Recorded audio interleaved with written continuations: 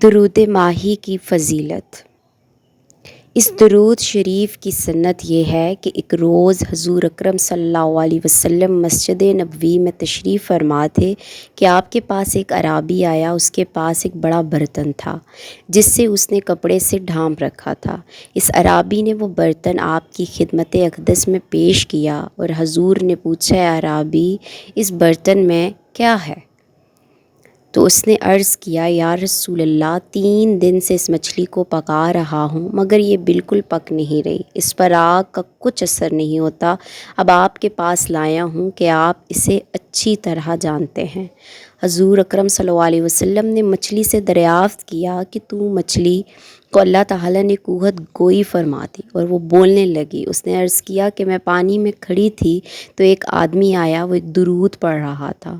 اس کی آواز میرے کان میں پڑی اور میں حضور اکرم صلی اللہ علیہ وسلم نے حضرت علی کو فرمایا کہ اے حضرت علی، اس درود کو لکھ لو اور لوگوں کو سکھاؤ، انشاءاللہ یہ درود پڑھنے والے پر دوزخ کی آگ حرام ہو جائے گی۔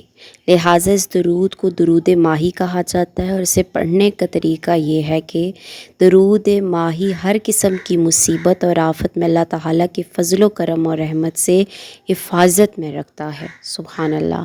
اسے کثرت سے پڑھنے والا دشمن کے حملے، حاسد اور حسد جنات اسیب کی تنگ کرنے سے ہمیشہ اللہ کی پناہ میں رہتا ہے۔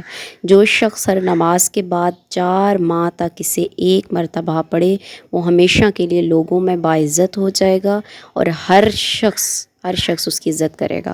جو شخص اسے رمضان المبارک میں نماز تراویح کے بعد 21 مرتبہ پورا ماہ پڑھے، وہ قید سے رہائی پائے گا، اور جو تا حیات اسے روزانہ کثرت سے پڑھے، اس پر دوزخ کی آگ حرام ہو جائے گی۔ ایسے ہی بہت سے درود شریف کے فضائل جاننے کے لیے میرے چینل کو سبسکرائب کر لیں۔ بہت شکریہ۔ درود ماہی۔